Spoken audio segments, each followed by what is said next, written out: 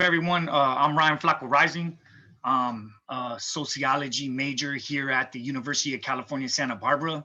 A documented gang member, labeled by the state as a gang member, and I'm a proud gang member.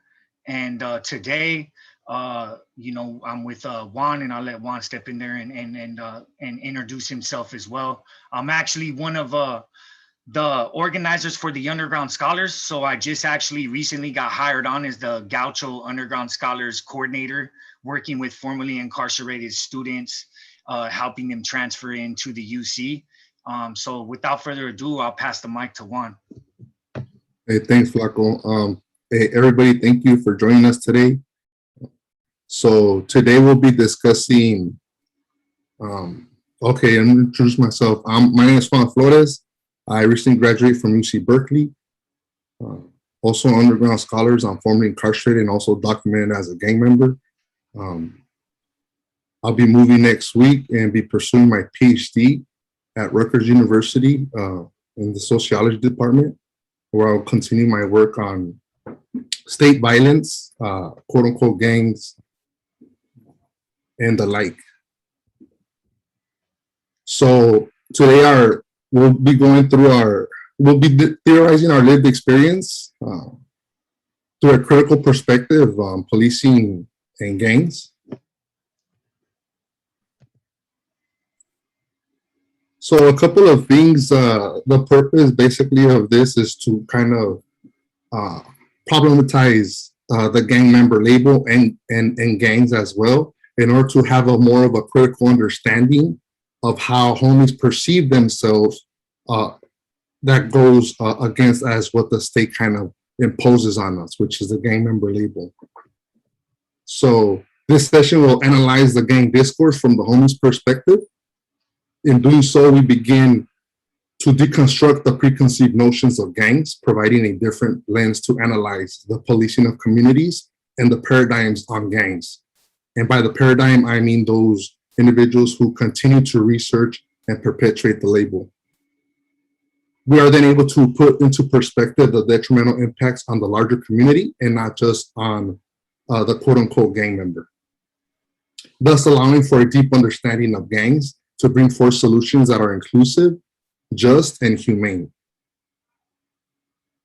So our discussion will consist of a few topics, which is basically what we wrap around our discussion on. So is the illegality and the stigma from a homie's perspective, the gang member label and the effects that it has on the larger community, and the policing tactics and the criminalization of homies.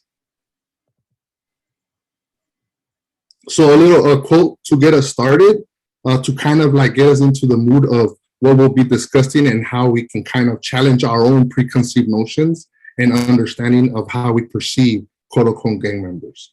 So this is a quote from Lisa Maricacho, her book, Social Debt, Racialized Righteousness and excuse me, and the criminalization of the unprotected.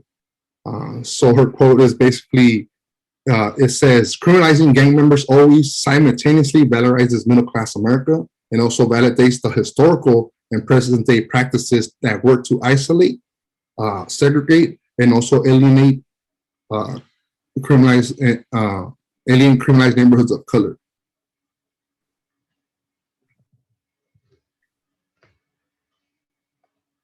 So we'll begin with the illegality, how we are seen as the good versus the bad, in order to have a more of an in-depth understanding of how these labels are detrimental to folks. So the language used to identify homies has terrorized Black and brown communities. We begin by discussing its illegality of those documented. A few things before we proceed. For this presentation, a homie is a community member who has a relationship, in other words, a camaraderie or brotherhood with other homies, sometimes forming subgroups to support each other while probably representing their neighborhood. So just to get us a different feel of where I'm at.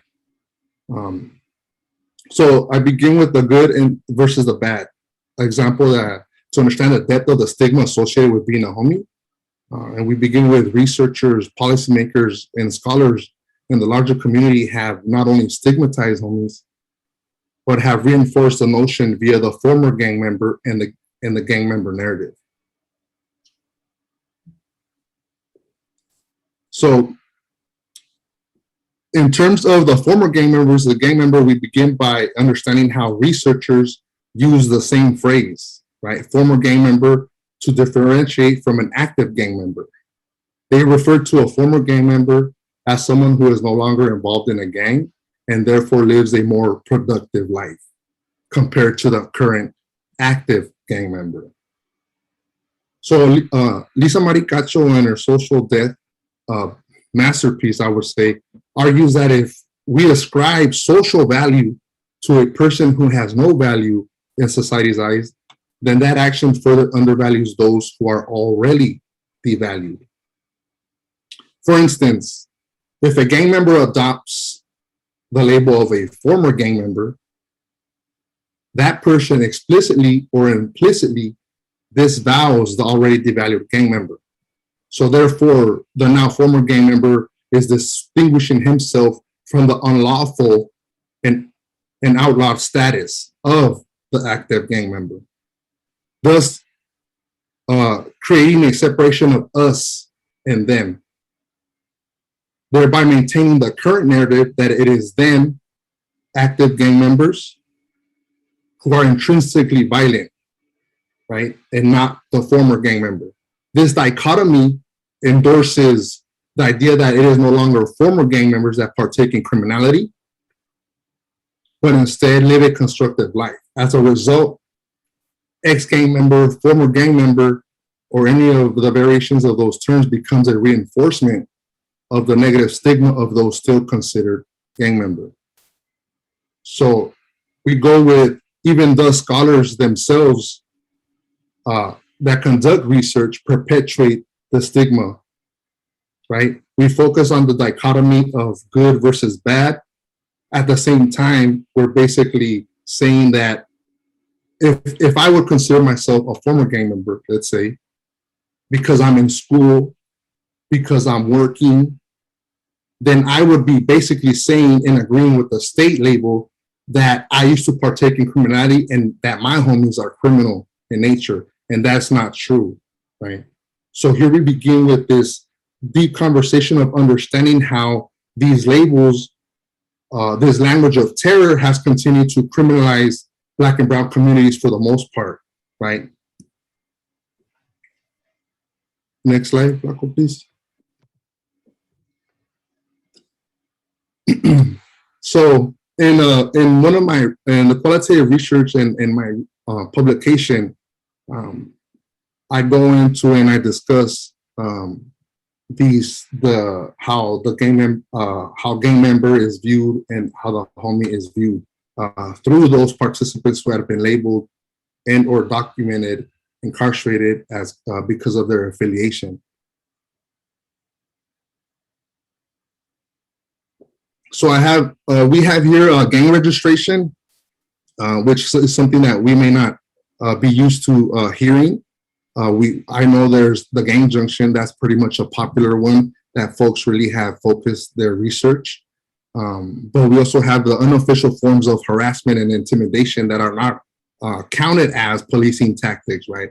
And this is something that we go into in order to discuss the ripple effects that policing not only has on the individual, but on the larger community. So, which then makes homies become alienated. And we will also discuss how the rejection of the gang member concept is viewed by those who consider themselves homies. So I'm sure everyone has heard the gang enhancements. You know, a documented gang member can get an enhancement from anywhere from 16 months to 15 years. Most of the time we think of that as a violent offense, maybe murder, or weaker manslaughter or whatnot. So they can slap on, depending on the charge, they can slap on a gang enhancement. But maybe folks don't understand how punitive some of these the label of gang member causes.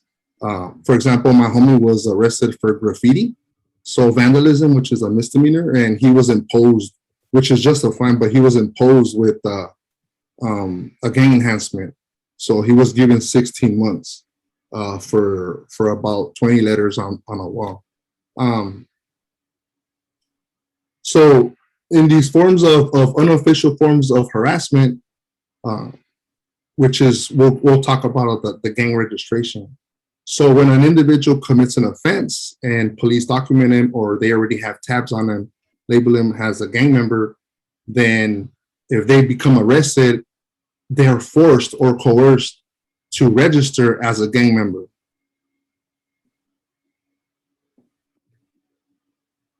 Luckily, you wanna chime in?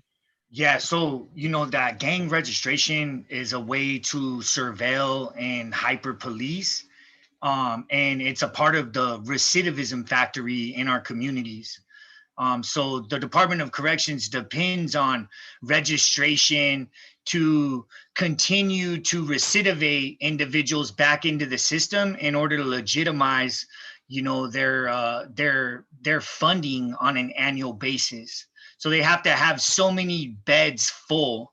And so it's important to really look at the gang registration and the gang documentation as a way to legitimize this funding, this money. We give $15.7 billion annually to the Department of Corrections. And this money is legitimized through, the labels of being gang members, which is code language. You see this code language being put out through the media constantly. Gang members are doing this. It's the gang members blaming all of the things that are happening in our communities on gangs and gang members. And then when you see a police officer kill a father, they won't even recognize, such as in the case of Sergio Wick, they won't even recognize that he was a father.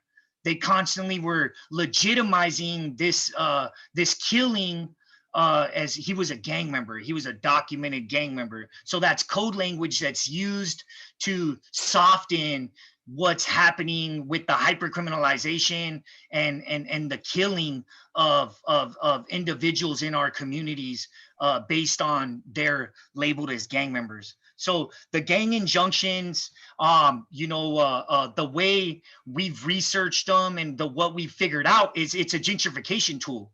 So when they're able to drop the gang injunction on a neighborhood, they're able to drive the property value of that neighborhood down. Now they're able to send in law enforcement into that neighborhood and legitimize why they're hyper policing this neighborhood is because it has the gang injunction on it. This drives the property value down as low as they can get it. And as soon as they feel it's as low as they can get it, they come in and they build a plaza with a corporation like Target or Walmart or some sort of big corporate business, which then starts to drive up the property value of this neighborhood. They don't fix the roads. They don't fix the walls. They have writing on them, which hieroglyphics have been around for so long. So, it just perpetuates this cycle, this attack on marginalized communities. And these marginalized communities are constant surveillance, constant attacked and criminalized, and constantly being broken up through, their families. And this is ruining generations to come. And so, making homies anxious and paranoid. I'm labeled a gang member by the state. I'm a gangster nerd. I've refused to say former gang member. Reason being is because the state's the one that gave me that label. I didn't give that label to myself. I'm a homie. I'm Flaco. I love my neighborhood, Montebello. I did a lot of great things to uplift my neighborhood. But I come from poverty. I come from, being poor, and the only way to survive in California and being entrenched in poverty is by banding together with individuals surrounding you and working together to be a team, a community. And that's what community is about: unity. You can't spell community without unity. So I reject that gang member concept, and I'll pass it back over to Juan. Thank you. So we begin with we continue with the criminalizing of homies, right? With the perpetuation of these labels, and their usage is it. There's no definition from state or federal, so police law enforcement has been able to slap this label on anybody, and that's demonstrated. But we go further into actually what these labels, these policing tactics do, right? With, like, for example, gang registration, or with the gang injunctions and the unofficial forms of harassment. So due to constant policing, the homies encounter constant feelings of being watched or surveilled, as Flacco stated. And this aligned with a few research with, like, Geller, Fonan, and Tyler and Link, who investigated the police enforcement impacts, the laws enforcement, which frequently contribute to community members' mental health complications. So specifically, they found that participants who reported more police contact also reported more trauma and anxiety symptoms associated tied to stops, intrusive encounters, and the perception of the police fairness, right? And as Flacco stated, like, this also causes individuals to begin to feel different. The homies negate the gang member label and the concept as an entirety. Homies, because they do not self-identify as gang members, because to accept the label of a quote-unquote gang member is to accept the stigma associated with it. Another participant mentioned that it doesn't add value to your life. In other words, once you're documented or labeled as a gang member, you're constantly harassed, persecuted, targeted by policing and their tactics. and neither do people really focus or talk about how homies actually perceive themselves when you talk about former and current gang member. We find that this is a nuance that we have yet to explore and understand, to further be critical of the policing tactics and the way these policing tactics actually hinder and affect the community. Next, Flacco.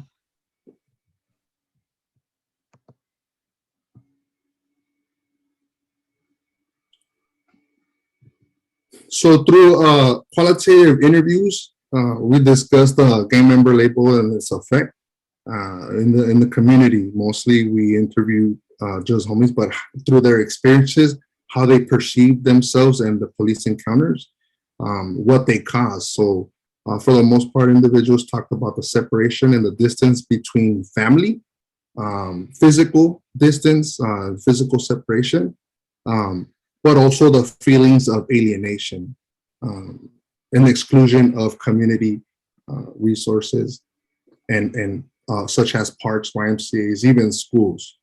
And then we'll discuss the homies, how they leave their neighborhood and how gang policing kind of diminishes once they leave their community. So some of the things I want to highlight here is the psychological effects on the family and friends, right? Families, members of homies live in constant worry and stress. And a participant, the homie Daniel, who was in college, even thought that when he was going to school, his family would worry because he is a documented gang member, and even going to school around the corner can be a stressor that families feel because they know that their loved ones are constantly being harassed, surveilled, and policed. This worry puts stress on the family, which affects their psyche, and also hanging around gang members or associates can also have consequences for the family. We know that through various research, but we seldom go in depth and discuss how these labels and policing tactics really affect the individual psyche and emotional overall well-being. So therefore, everyone is subject to policing tactics and will be affected by law enforcement. Consequently, these community relationships are impacted by the mere fact of uh, individuals associating with homies. In other words, those labeled and documented as gang members. So this not only affects the individual, but it becomes, individuals become not only separated, family becomes a little bit distant, but they themselves alienate themselves because they begin to feel how not only the constant policing, but their family is also affected and impacted as well.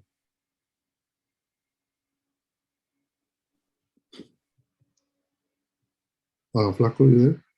Yeah, I'm here. And so, you know, you get these effects mentally, where you don't even want to go outside your house. For instance, when I got out of prison in 2015, I was pulled over constantly. I would be walking to the bus stop. The cops would drive by, look at me, turn around, pull me over, sit me on the curb, ask me what my gang affiliation is, ask me what I'm doing there, tell me the reason for this stop is because they've never seen me before. And I'm in Imperial Beach, and Imperial Beach is full of tourists. You know what I'm saying? Like, they haven't seen a lot of the people that were there. Like, why me, right? So these effects affects your whole lifestyle, the way you move around, the way you drive your car. When you see a police officer, you kind of freeze up because you don't know if that he saw your tattoos on your arm or your neck, and he might turn around and come after you. And this happened to me in Southeast San Diego. I was driving, I did nothing wrong. The police officer flipped around, started to really tail me and go in each lane that I was going into, then pulled me over. And pretty much the only wrongdoing that I did was I was driving with tattoos. And so he asked me my gang affiliation, if I was on parole or probation. I've been pulled over even here at UCSB by a sergeant, and the sergeant said that I fit a custody description. So that was the reason why he stopped me, because I fit a custody description. So as you could see, these tactics start to have psychological effects, to the point where you have to leave your house that day within mind that you might get pulled over by a police officer, and you might get sat down, humiliated in front of all your community members due to the fact of the tattoos that you have, or the way you dress, or or you're just in an area where they've never saw you supposedly. And so these psychological effects, they hinder you in being involved with your community. They hinder you in helping do community service projects, and even feeling a part of the community around you. And so that's a lot of it. But so it really is detrimental to relationships. We become a target that the police are hunting, and they're hunting us down. And we're like, we're pretty much labeled as these monsters that we're truly not. We're not monsters. We're not these labels that they put on us to legitimize their funding to attack the marginalized communities and the Black and brown communities that they're attacking. And like I said before and prior, it's all a gentrification trick. If you really analyze, Echo Park gentrified. And the way they gentrified it was through labeling Echo Park a gang neighborhood. And that gang injunction, which Echo Park was one of the first gang injunctions of LA. And that gang injunction totally drove that property value down as low as they could get it. And then now look at it. Just recently they were, criminalizing all the houseless people living in the park right there. You look at, Logan, you look at Southeast, you start to see the gentrification and the way the elites, the rich ruling elites, use the police to hyper criminalize neighborhoods, use policy to hyper criminalize these neighborhoods, and then that in return drives the property value of these neighborhoods down.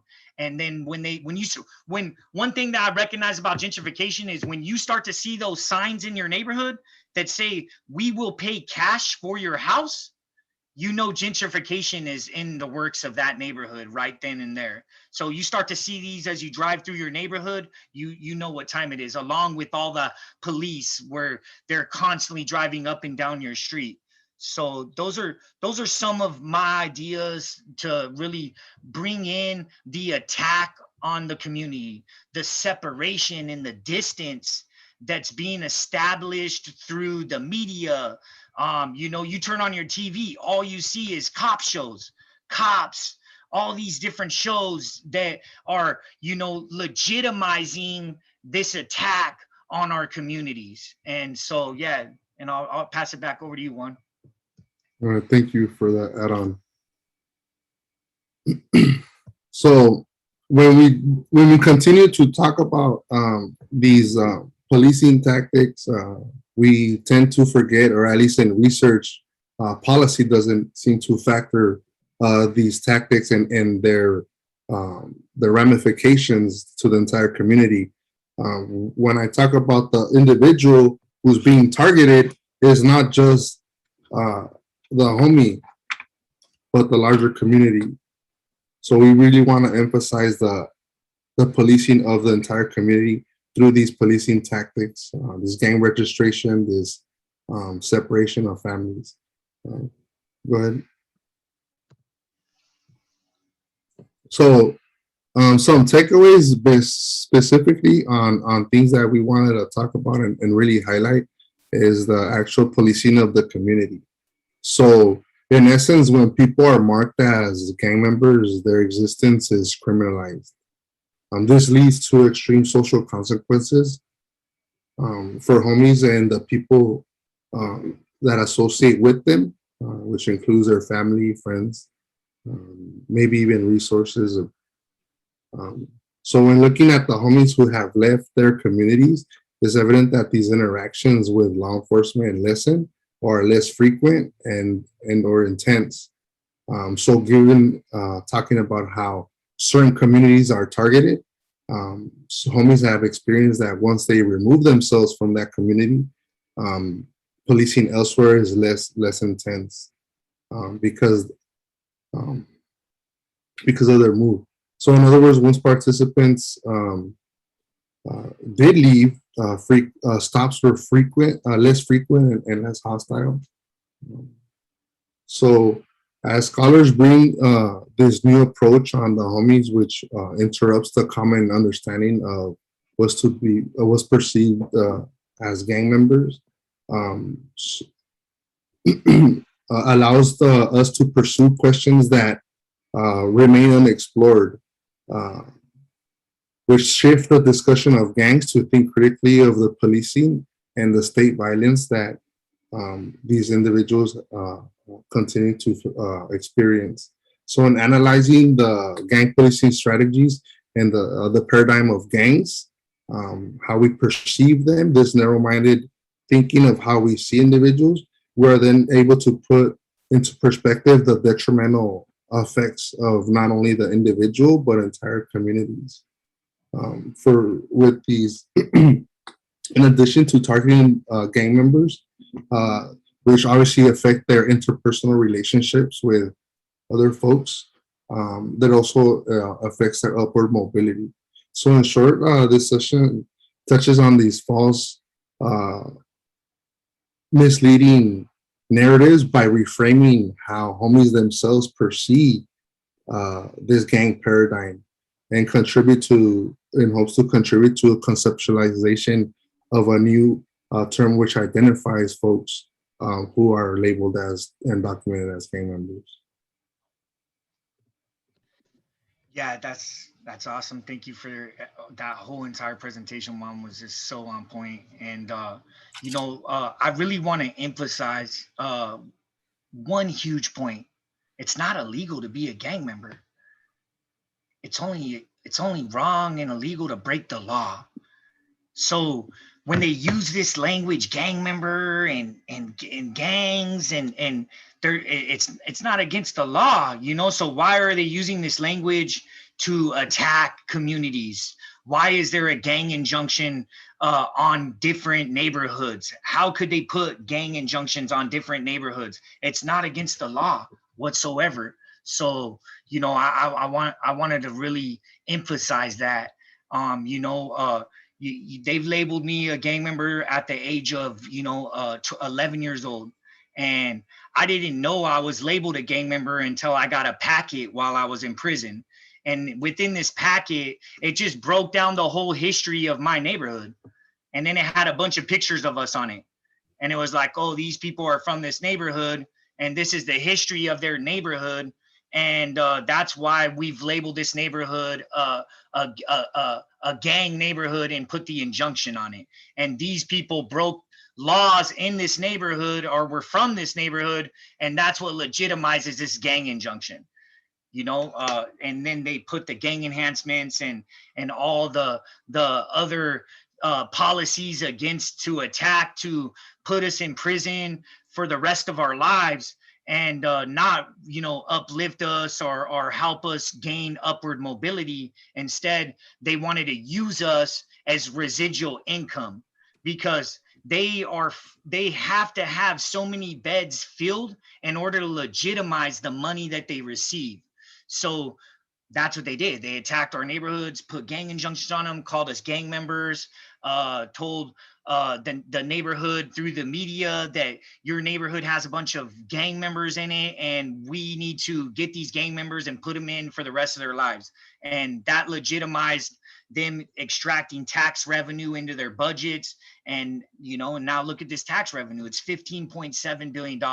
And when I drive down my street, right here in UCSB, one of the richest areas in California, all I see is houseless people living in tents. We're investing $15.7 billion into the department I call corruption, because they're not doing anything that's serving and protecting our communities. They're only driving our communities deeper into poverty. Our community members are impoverished. You're either poor or you're rich in this state anymore, and that has to end. And we have to come together as a community and say enough is enough. And we need to realize that, hey, you guys threw this gang member label out. Like I said in the beginning of this, I'm a proud gang member. Document that. You know what I'm saying? Like, I don't care anymore. You guys put that label on me, not me. I love my neighborhood, and I'm sure that everyone in this session loves their neighborhood. Does that make you a gang member? Do you do community service projects in your neighborhood? Do you uplift your neighbor? Do you hang out in front of your front porch in your neighborhood? Just because you're doing those things doesn't legitimize the state to label you as a gang member. And so that's my takeaway on it all. Thank you. And so we'll go into questions uh, from everyone here. We could do some questions and answers, and maybe just your takeaways, and maybe we could just get like a community discussion going now.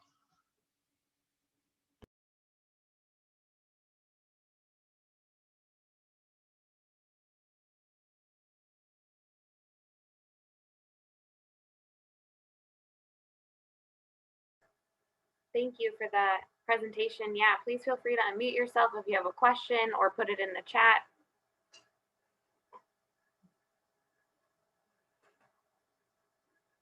Or if you want to share a comment or anything.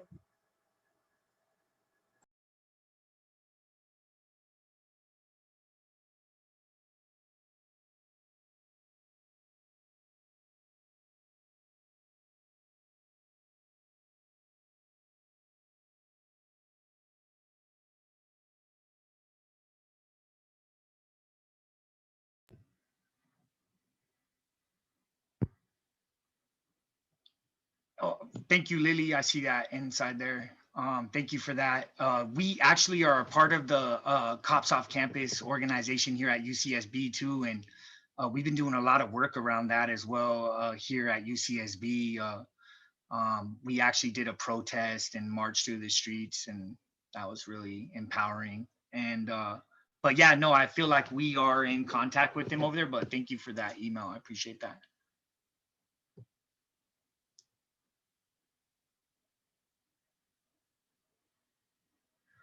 You know, the way we you know, that's a great question. You know, true strategies is we have to come together and we have to resist these narratives that the system's putting on our neighborhoods.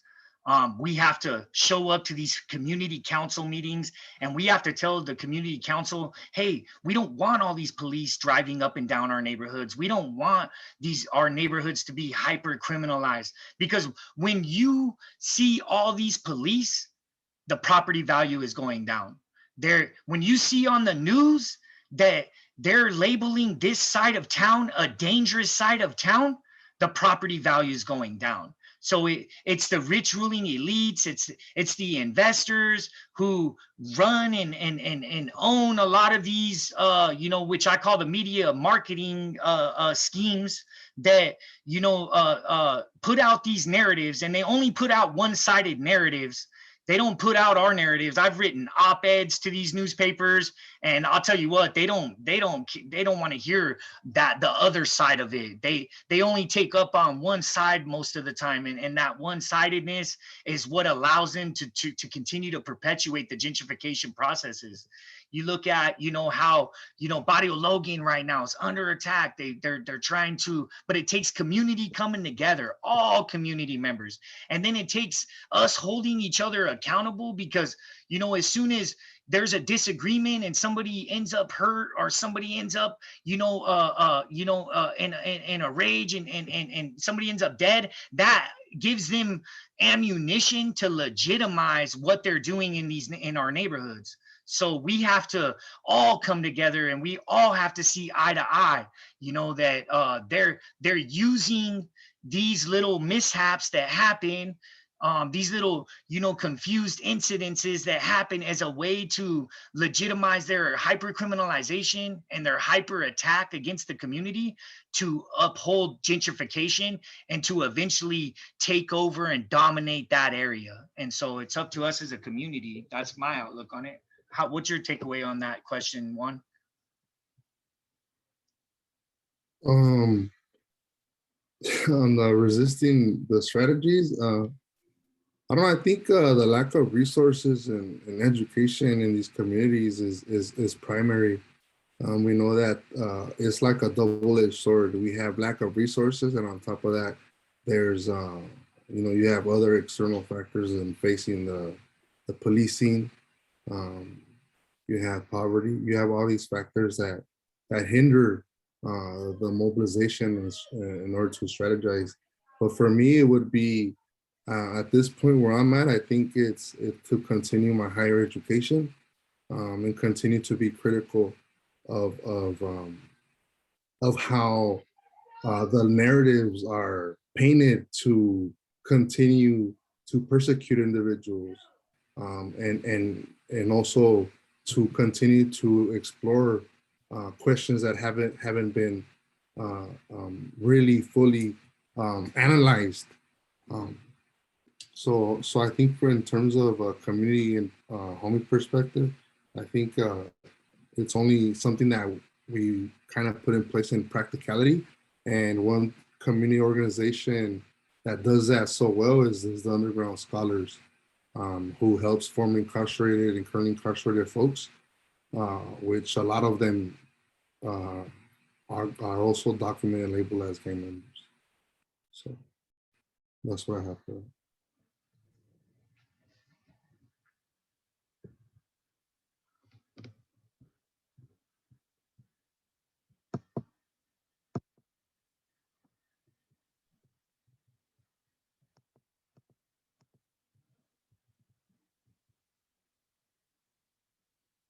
So yeah, we kind of we kind of went through an amazing presentation. I know it was a lot for folks to take in, but please do, give us your takeaways and your understanding and the way you see things. Don't hesitate to chime in and just unmute your mic and include yourself in this conversation because it's a very important conversation. Hey, what's up, Big Yovos? This is Jose from Debug from up north. I really appreciate your work. We're doing our best and holding it down up here as well. I did a presentation this morning at about 10:30 about because up over here they constantly use the huelga bird as they criminalize that. So I definitely feel you 100%. Same thing's going on over here, man. They criminalize everything they can, whether it's Nahuatl, Spanish surnames, Aztec stuff, low riding, old days, rap music, whatever they can. They over here trying to do trying to lock us all up, get rid of us. It's horrible in San Jose right now. It's San Jose is really, it really is like we have so much culture, so much history, so much contribution to the Chicano movement, to lowriding, to entrepreneurship, you name it. But they have never seen us as an asset as far as Raza is concerned. We've always been the way. We're not cleaning their toilets or building their homes or cleaning their homes, and we're pretty much in the way. And we're seeing gentrification happen. They just said in some report that San Jose is the second highest, the second most expensive place to live in all the country. Number two. We're losing the flea market, which the flea market, it's all raza there. There's also Vietnamese and Middle Eastern businesses, but it's nothing but raza business, small business, mom and pops, raza from all over. They come over there and shop. We lost several of our murals. It's crazy, man. And it's like these cops, they don't care about none of that. Like it's you could wear. I've been in times where I wear a suit and tie, and I'm still getting pulled over. I'm still getting messed with. There are times where I'm all cholo down. I'm getting messed with. It really don't matter. They'll always find a way. To hey, that guy looks like a gang member. Let's pull him over and throw the book at him. We'll find something on him.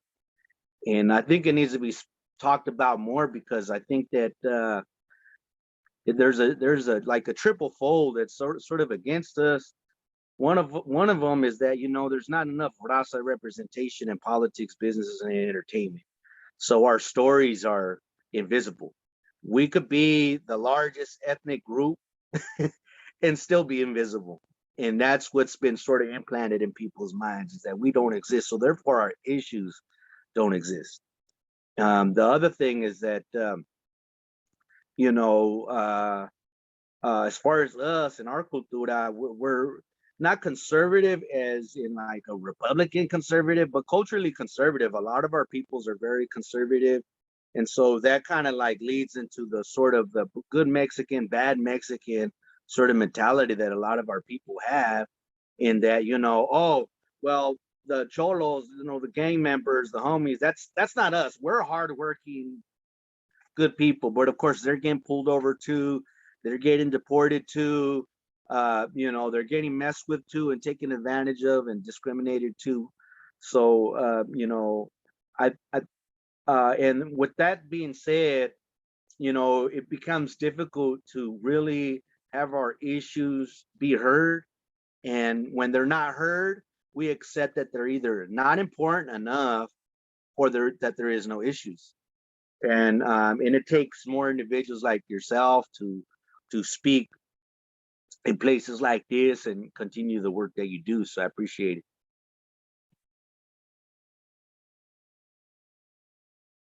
Yeah, nah, thank you so much. That's what's up, homie. We appreciate you highly too, you know. I actually was able to check out your presentation and really appreciated everything that you had to say in your presentation too, you know. Yeah, It's you know the reality that we're facing, you know, and yeah, it's the reality that not only that we're facing, but our communities are facing it too, you know. And so it don't matter if you're not the cholo or you're not the homie or you're not the gang member, because you're still feeling the effects of mhm, what's happening as they attack us, as they right, pull us over and flash their lights. You're still feeling the intimidation.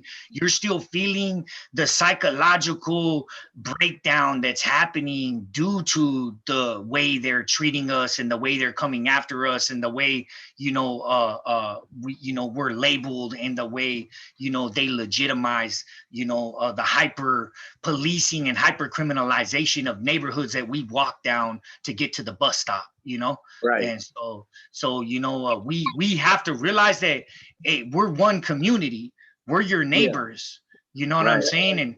And one thing that I always emphasize is, like, like I was locked up from the age of 12 until the age of 32. I get out, I wouldn't last a year out here because of the hyper policing, the yeah, hyper criminalization taking place, and I would be back in.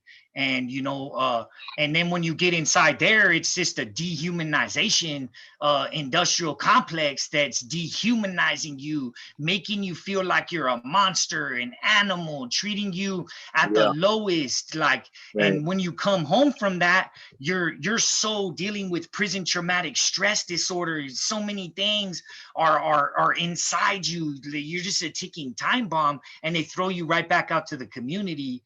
A lot of the times we're more under the influence of narcotics from inside than we were when we went in. So we come home with these habits, and it's right back to the cycle that takes us right back in. And so, like I always say, there's the prison industrial complex, and then in our community there's the recidivism factories.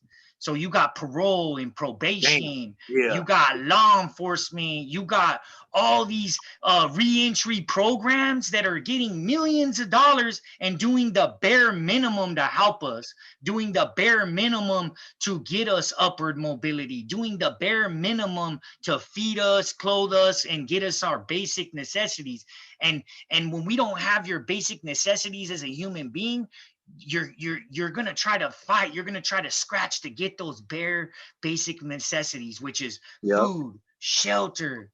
You know what I'm saying? And when you do that, you're criminalized and you're sent right back upstate. The worst right, recidivism in this entire country exists right here in the prison state of California. And just the past decade, we've built more prisons. We've built 22 prisons compared to one university. We've invested billions upon billions of our tax revenue and allowed them to build 22 prisons and only one university. And that says a lot about what we're experiencing today with all this houseless yeah, population. You know what I'm saying? With everyone being forced into, living in tents.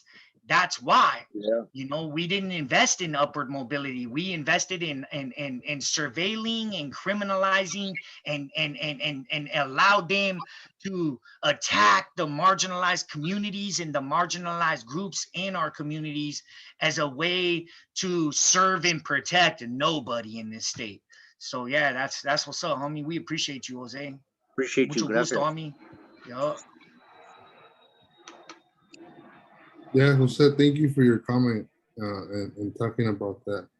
Um, yeah, in terms of, I went back to the terms of strategy. You said the Huelga Bird and San Jose, so I went through assumptions, but I started thinking more of the solidarity that needs to continue between, folks who have been um, documented as gang members, and that necessarily doesn't mean uh, like this rivalry between North and South, right? It's really an imposed rivalry, I would say, one that has been kind of exacerbated, especially because of the separation that has continued inside prison, which also has a trickle effect that has spilled into the streets. In terms of how we can move forward, just overall strategizing, I think some steps in its practicality would be to continue to reach out to other folks who are also documented, but outside of our of the groups, right? Like I'm from San Diego, so I'm from down south.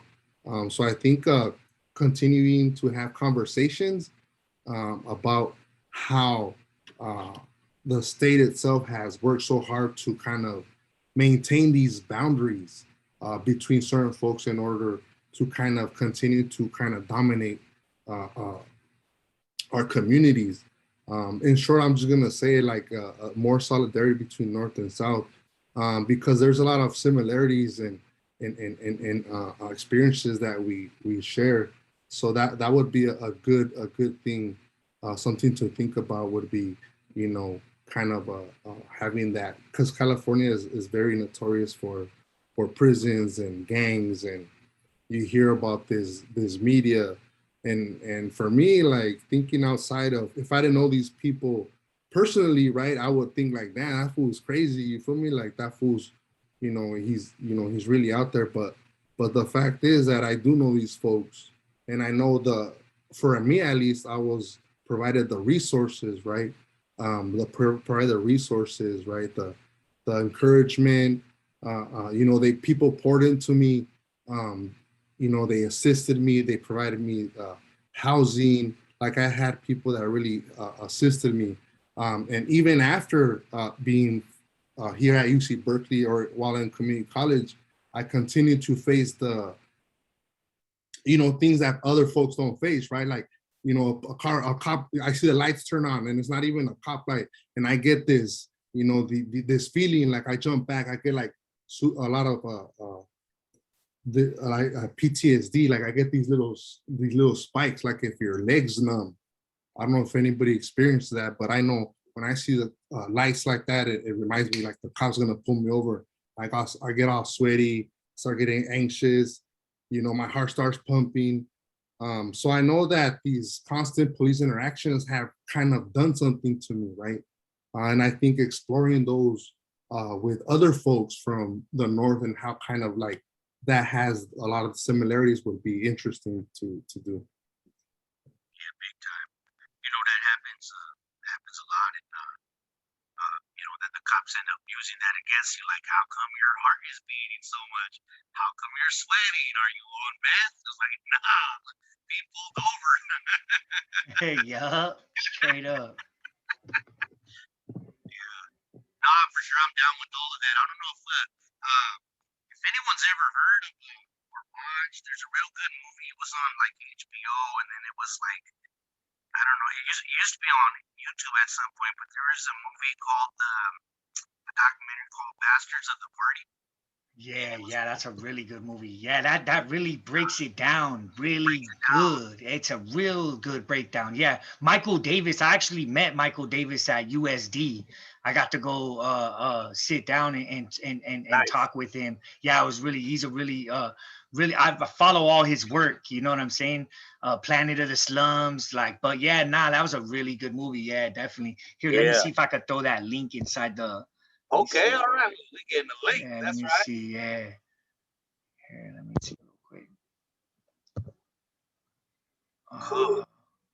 Yeah, no, that's cool. I'm so glad you brought that up because I was actually, we were kind of in a little conversation at one point with some folks, and I referred to that movie because it really breaks down, why they put that label gang members, and what they have a 25-year plan for every state and every city.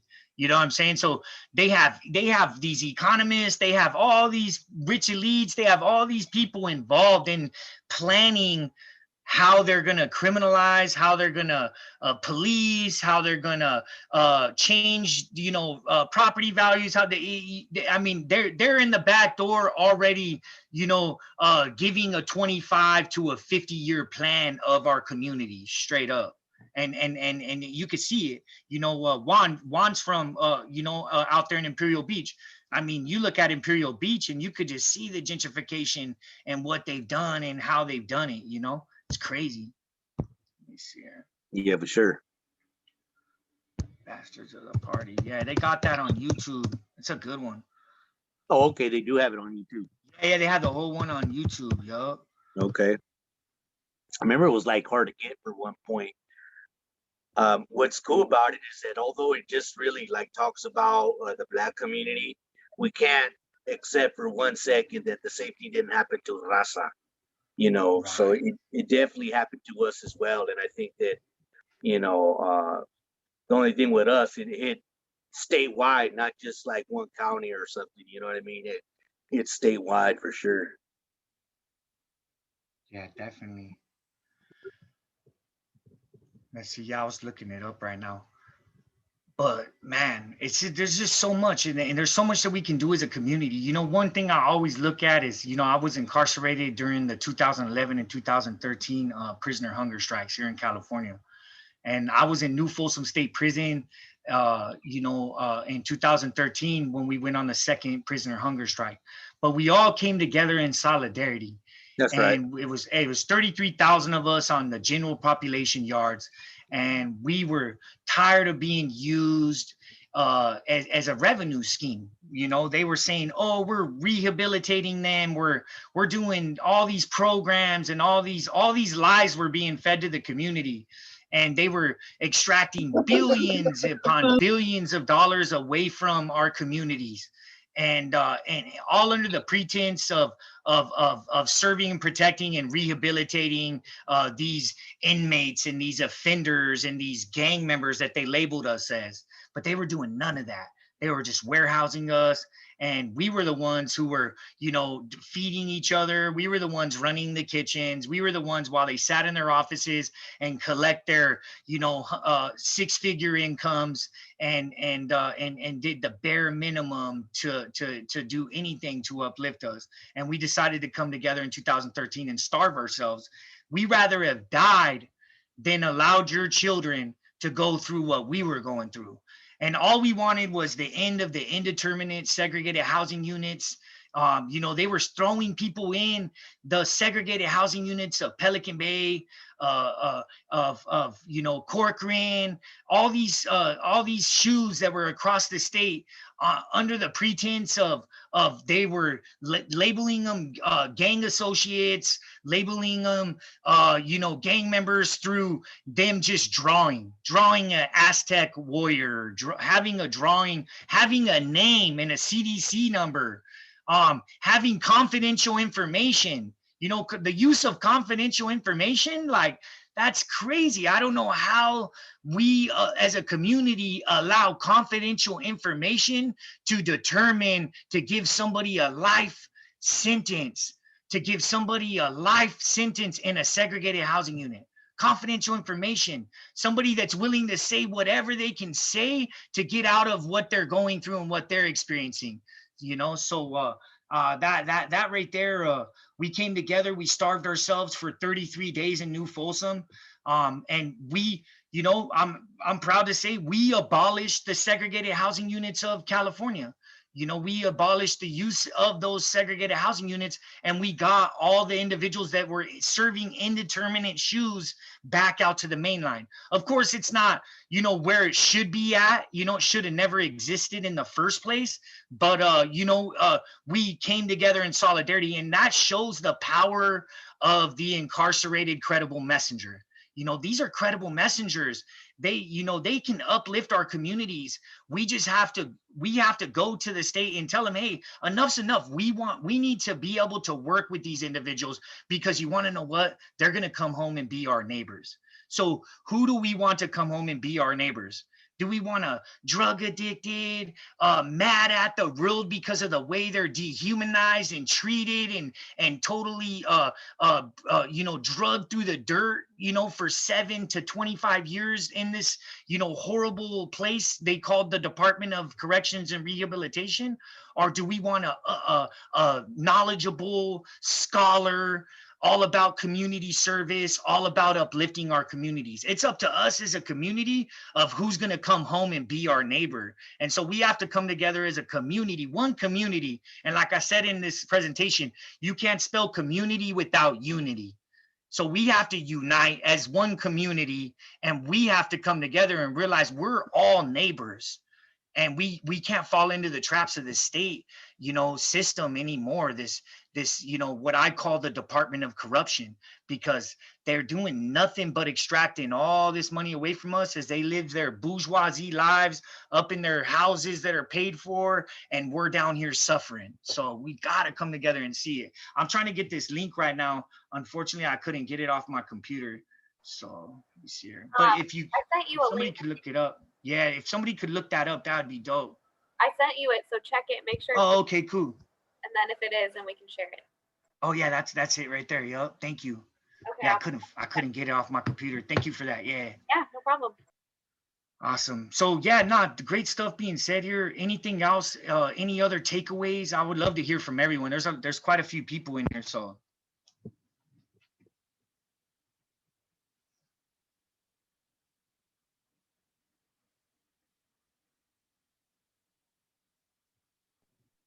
I just want to say thanks. I'm a professor from New York City, and I'm studying the gang databases and gang harassment by police and prosecutors here.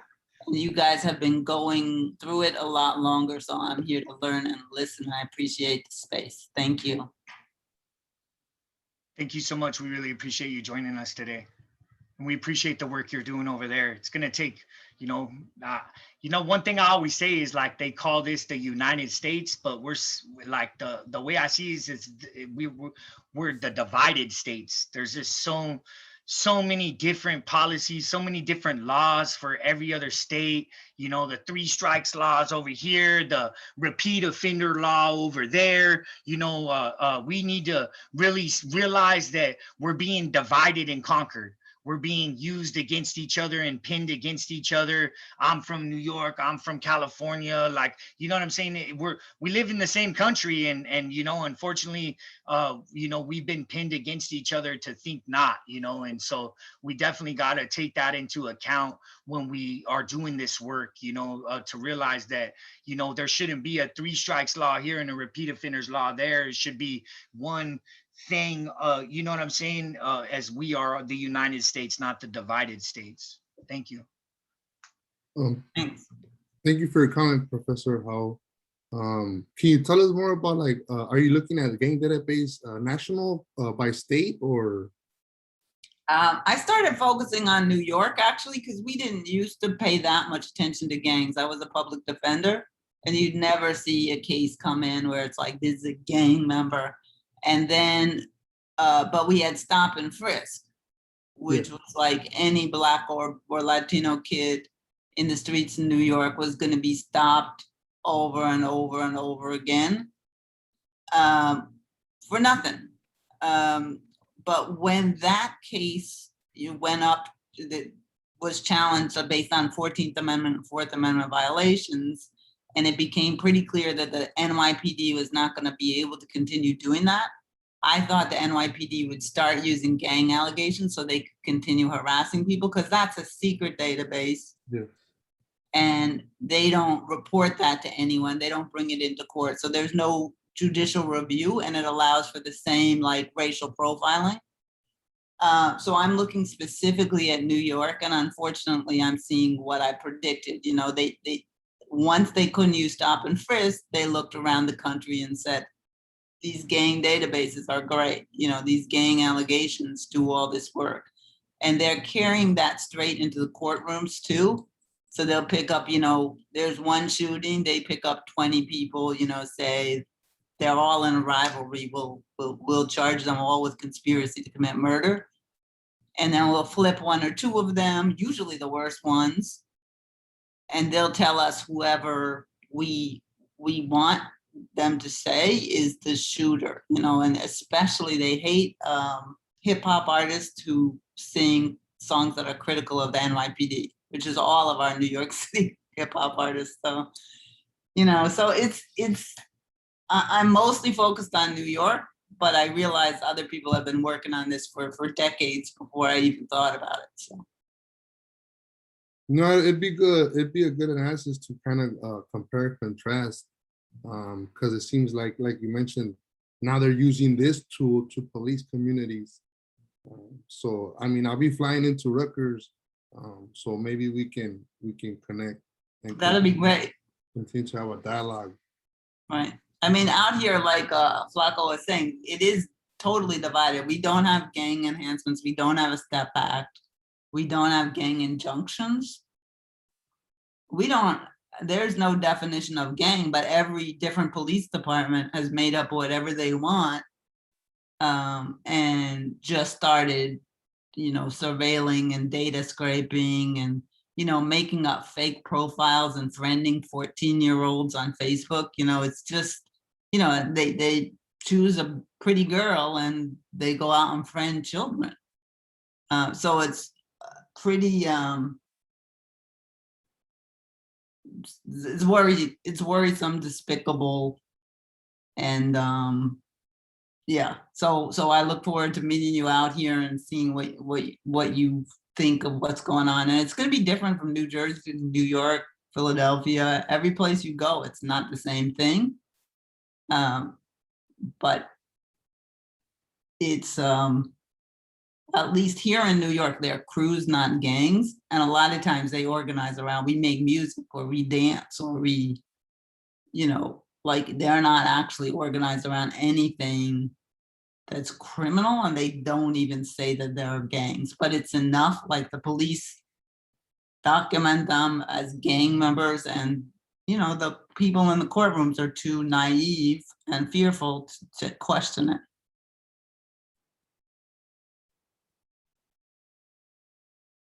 Yeah, we got a lot of work to do as a community, that's for sure, you know, and one community all across this country, you know, like, yeah, nah, thank you for sharing all that.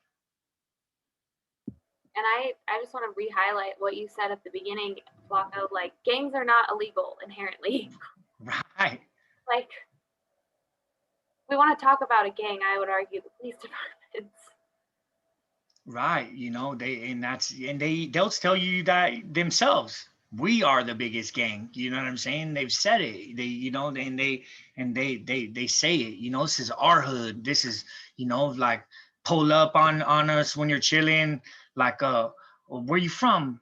You know what I'm saying? Like straight hit you up, like they're gang banging on you, you know what I'm saying? Like it's crazy, you know, and so and that's the reality of it all, you know.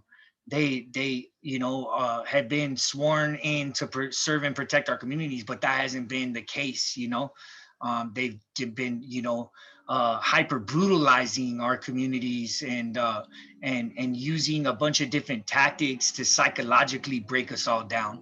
You know, one of their biggest forces is the media, the control of the media outlets. You know, they're able to, you know, throw out language, you know. I always emphasize, you know, you look at like Sergio Wick, you know, and Sergio Wick, I always throw this out there because he was shot 27 times in the back, 27 times by Vista Police Department. And not once did they ever say in the media that he was a father of 5 kids. So 5 kids lost their father in a horrific way. Not one time did they ever said that. They say, oh, he was a documented gamer. He was a known drug dealer. He was this, he was that, you know, and oh, we found a gun underneath his seat. He had nothing in his hand, but they said, oh, he was running and reaching, you know, but he was a gang member. So that justifies why we shot him 27 times. And even when he was on the floor, he was getting shot.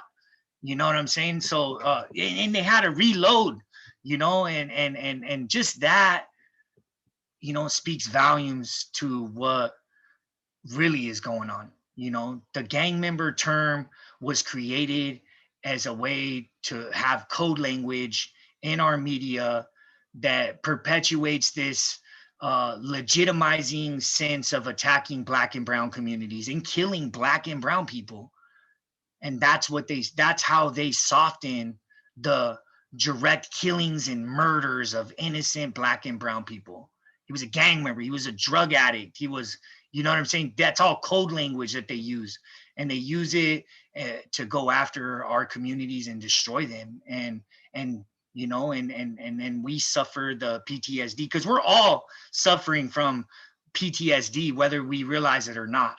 You know, having to watch, you know, George Floyd get murdered on our TV screen, that causes serious PTSD, you know, over and over and over again, you know, and then to relive it throughout the whole entire trial again and see it over and over and over again. That's sending serious PTSD through all of our minds. And you know, and the code language is there, and you could go look at it. It's a trip when you start to really look at the media and the way they frame a lot of these assassinations of our community members. They're framing them with this code language that's legitimizing their attack. And you know, and so we have to be up on that too, for sure.